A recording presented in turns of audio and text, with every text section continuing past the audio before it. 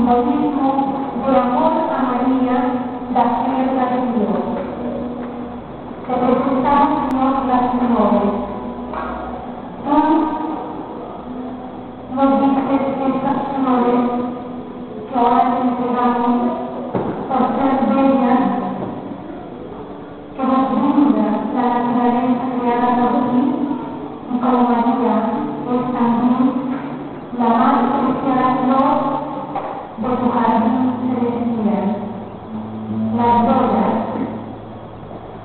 Nuestra vida nace de la luz. María nos entregó la primera luz de salvación que es Cristo, que al colocar estas velas extendidas en la mesa de altar, podamos incluirnos con Cristo a la luz de los pueblos. El cordón, la delantera, hostia y vino.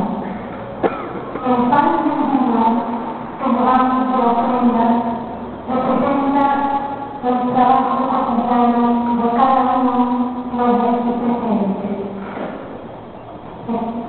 Recordando que también la familia de Nazaret trabaja como todos para salir adelante en la vida cotidiana, que ese esfuerzo sea ofrenda permanente de amor a ti, Señor.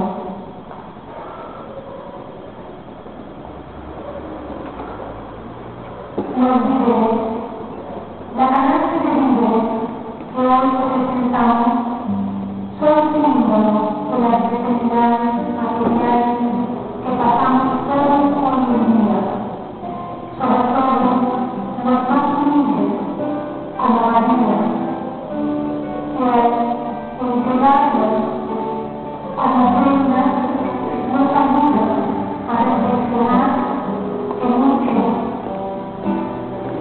permanecen en aliento, pero que la mente espiritual que nos da